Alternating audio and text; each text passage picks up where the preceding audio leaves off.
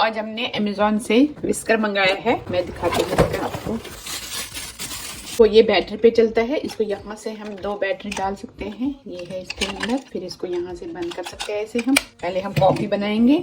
मैं मग में लेती हूँ ऐसे कॉफ़ी और इसमें डालूंगी मैं चीनी 1 स्पून और डालना है एक गर्म पानी 2 स्पून। अब हम इससे इसमें डाल लाएंगे।